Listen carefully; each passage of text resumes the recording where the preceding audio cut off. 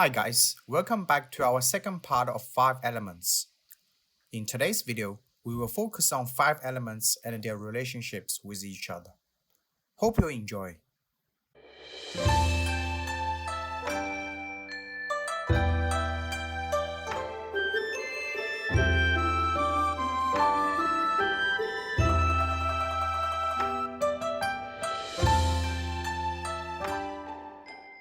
The relationships between 5 elements are really simple and straightforward.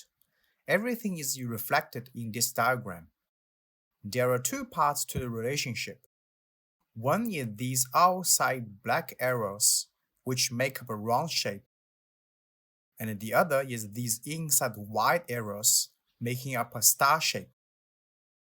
The black arrows stand for Sheng cycle, and the white arrows stand for Ke cycle. In Chinese, Sheng means give birth to, generate, or create something, while Ke means to control, restrain, or regulate something instead. For your future I-Ching readings, one easy way you can think of them is that Sheng stands for increasing something, and the Ke is to decrease something. So how do we actually interpret this diagram? Let's start with Sheng cycle, this outside round shape. You can start with any element you want. If we start with wood, wood generates fire, fire generates soil, soil generates metal, metal generates water, and water generates wood. The Sheng circle is now completed. So if we take one element out, let's say metal, 2 things should pop straight out of your mind. One thing is metal generates water, and the other is the metal is generated by soil. Why does the relationship appear to be this way? Frankly speaking, there are a lot of arguments among I-Ching scholars. Some scholars suggest it is obviously because of these elements' natural characteristics. Wood can make fire. After using fire to burn something, left with ash, and ash eventually becomes soil. Soil contains metal, which can be used to dig water under the ground. Lastly, wood needs water to flourish. This theory is one of the most acceptable ones among I-Ching practitioners. But some scholars reject it because some of the explanations seem not logical.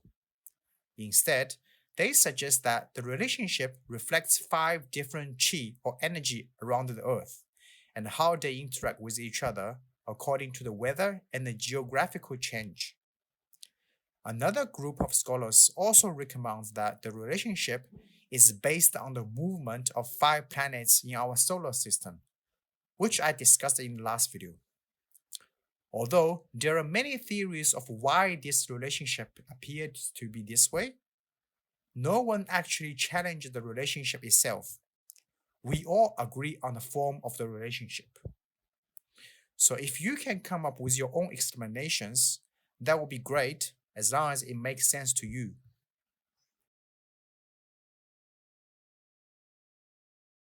Okay, so how about this inner star shape, Ke cycle? We still start with wood. Wood restrains soil. Soil restrains water. Water restrains fire. Fire restrains metal. And the metal restrains wood. The Ke cycle is completed. Again, if we take any element out, say fire, 2 things should pop out from your mind. Fire restrains metal, and the fire is restrained by water. Plus the previous Sheng cycle relationship. Each element now should contain 4 potential relationships. So fire will also generate soil and is generated by wood. In conclusion, each particular element is related to all the rest of the elements in either of these 4 ways: generate, being generated, restrain, or being restrained. This will be the key point of 5 elements and their relationships, and you should be very familiar with it if you want to do I-Ching readings. Again, why does the current relationship appears to be this way?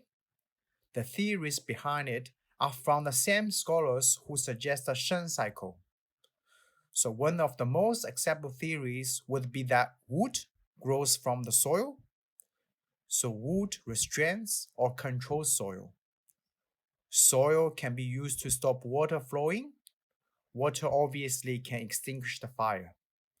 And the fire can melt the metal. Lastly, metal can chop the wood. And that is all you need to know about the 5 elements and the relationships. It is very easy to understand. All you need to do is memorize the 5 elements features and the exact relationships. One thing I want to emphasize again is that the Chinese 5-element theory is not the same as other element theory, such as Buddhism's 4 elements: earth, water, fire, and air. They might have some in common, but they are not the same, so don't mix them together. Just before you go, I have a little challenge for you. This question won't be easy, and I will go into detail about it in the future. However, for now, I would like to see you give it a try, and you might get it right. So my question is, if 5 element is too much restrained by water, what can we do about it by using other elements? Leave your answer in the comment section, and I'm eager to see your understanding about it. Thank you for watching today's video. As usual, please don't forget to subscribe to the channel and give a thumb up if you like today's content and wish to learn more about I-Ching. Wish you all the best and see you in the next one. Bye!